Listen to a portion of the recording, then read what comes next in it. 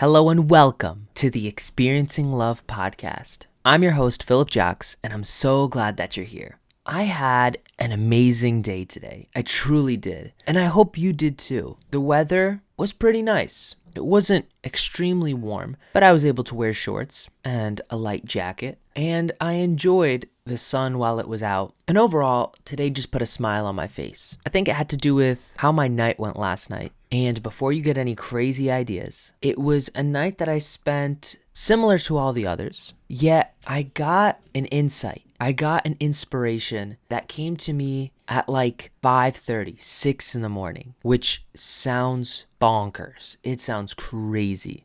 Of course, I ended up staying up late, but I wasn't going to sleep at 6. It just so happened that when I got the idea, I made the decision not to go to sleep until I exhausted that idea. I'm going to be honest, it was around 4:30 in the morning as I'm heading to bed. So it was late. Yes, I admit that. And I was questioning myself, wondering, why am I going to sleep so late? What is going on that it feels okay to be going to sleep that late, right? Well, when I asked that question last night, I realized that I regularly return to the same answers. I regularly return to the same answers to many of the questions I ask myself. That may have something to do with me consistently asking similar questions or similar styled questions. And it also has a lot to do with my beliefs, my values, and what I now call my tenets. I realize that the reason I feel okay staying up that late, and the reason that I'm so okay with feeling spontaneous and listening to my body, and the reason that I'm always in the mood that I'm in is because I have a set of 6, maybe even 7 tenets that sit with me at my core. And if you've listened to a lot of these episodes, you've already heard them. You've heard them pop up time and again, but I've never put them into a list and I never put them into words. I never put them into something that could be teaching points later on. It could be episodes. It could be talking points at an event. So I'm debuting this list here now. I plan to continue working at it because I know I'm going to add more details and create more distinctions. And before I continue talking about it, here I go.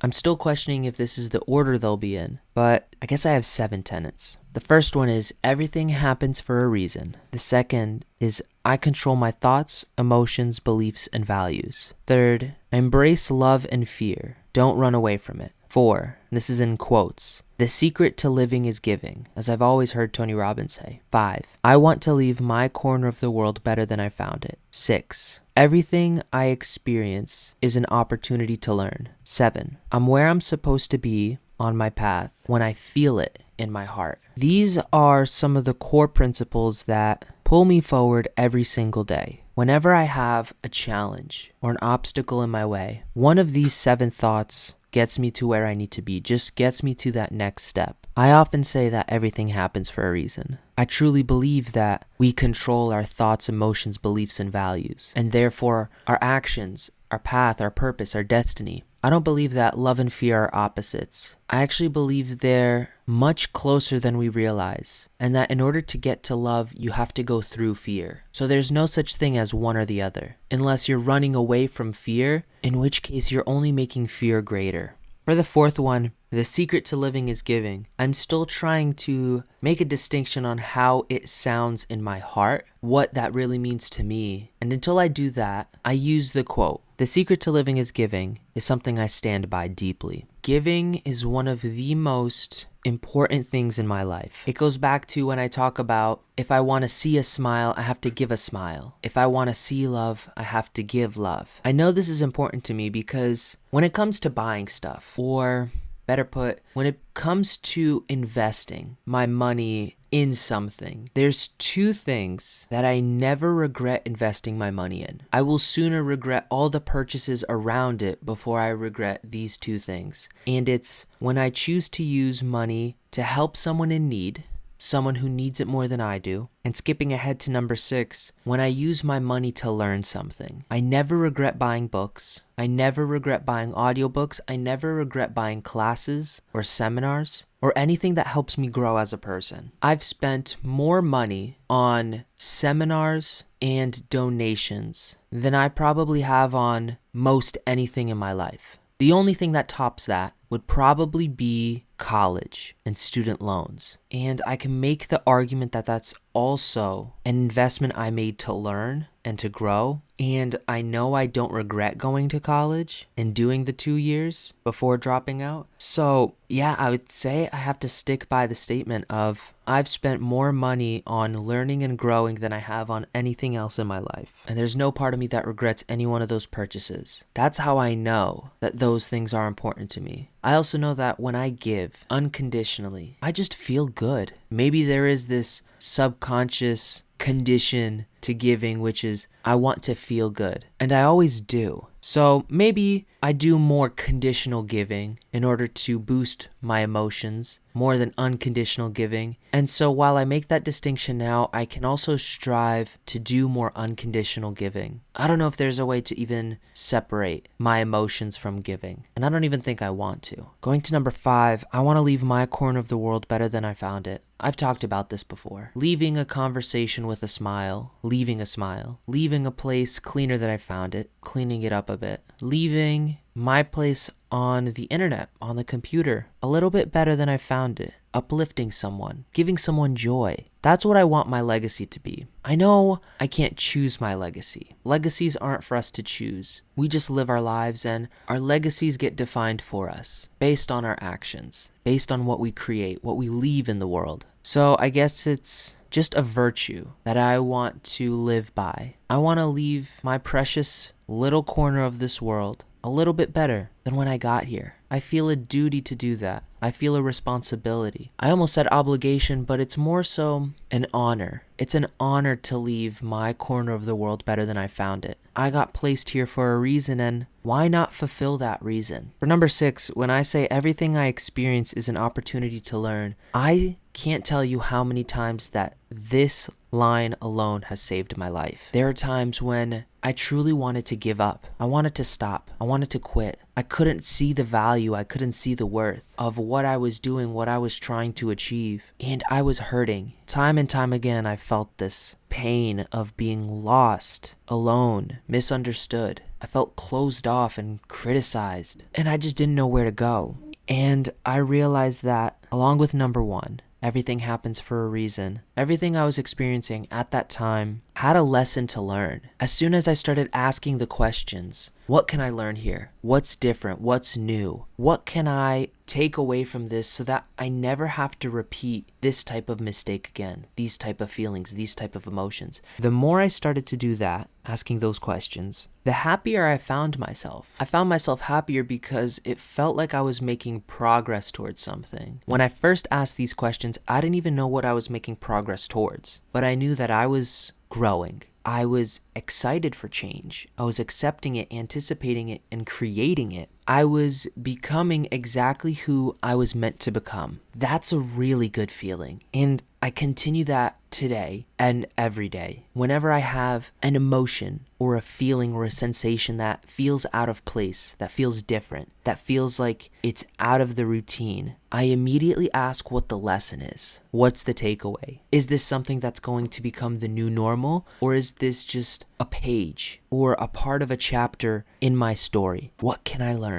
is a powerful one. And the last one was a late addition. At first, I only wrote down 6 tenets and believed those were my beliefs. Those were the core to my philosophy, to my life. I haven't even decided what the philosophy is. If it's a philosophy of happiness, philosophy of life, whatever it is, I'll figure it out. But this last one was a late addition. I'm where I'm supposed to be on my path when I feel it in my heart. That felt important to me because there have been times in my life where I thought I was on the right path. The key piece was that I thought I was in the right path, but in reality, I didn't feel like I was where I was supposed to be. I believe we're always on our path. And it's not about where we are, it's about the direction we're going in. There were times I knew that the direction I was going in was wrong, was not for me. And I kept following that direction, causing me more pain, more discomfort, because change was scary. And I didn't accept change. I didn't embrace it at that time in my life. Then I finally realized that it's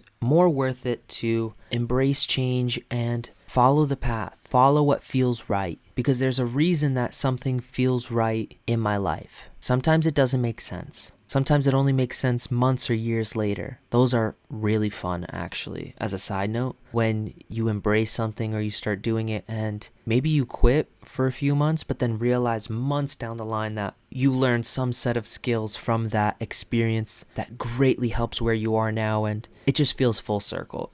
I love it. I just love it. And because of those types of moments, I now know that there's times that I feel it in my heart that I'm where I'm supposed to be. I feel it in my core. Anybody could ask me for the logical reasoning and I cannot give it to them because it's not in my head why it's right to do what I'm doing. I've found that in my experience when talking to other people, if I'm at a place in my life that is justified by my head, it takes my head to try and convince them that I'm right. Whereas when I feel it in my heart, I don't feel the need to convince them. And two, I often don't even have to try to convince them because it's like my heart communicates that it's right. And it doesn't communicate to their head, it communicates it to their heart. And so they just know and understand.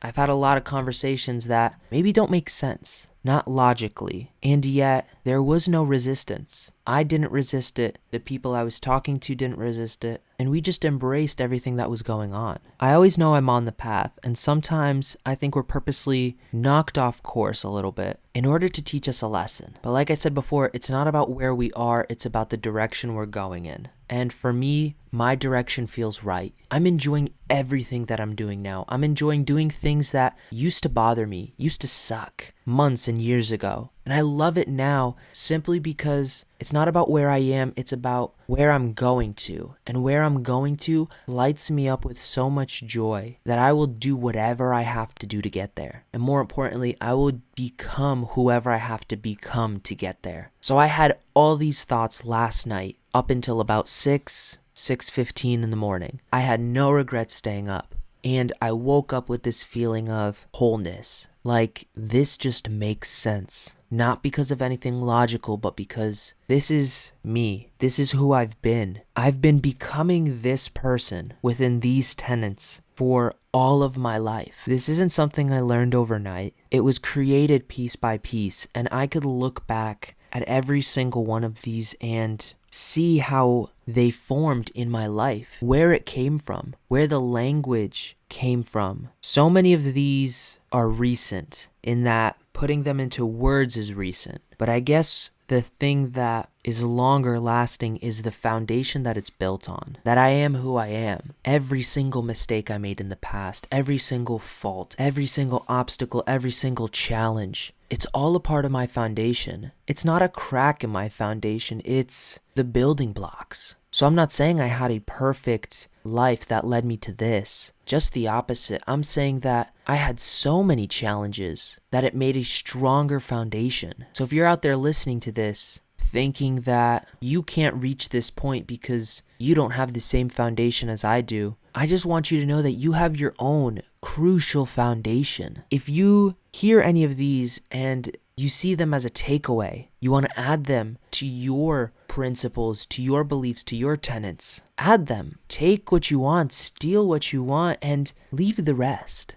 I grant you that permission. No, I encourage you deeply. That's why you're here. That's why you're on this planet. Because it's not about what you take here. It's about what you give later. What are you going to give to the world? Are you going to give them a lesson to learn and grow from? Or are you just going to try and keep taking until the end of your life? Both play a role, and both will lead you down a much different path. Build your own principles. You've been doing this for years anyways. I could promise you this, you already have them. You already live by them. Now maybe all you have to do is put them into words. I hope one day to hear them. I hope one day we can sit down together and you pull out a little note card out of your wallet, and you're able to read off some of your core principles of your life, because your core principles will tell me more about you than anything else. I hope you have a blessed rest of your night, rest of your day, one that's calm and tranquil and filled with growth and learning. Remember to always fill up with the love, and I look forward to seeing you in the next one. I love you.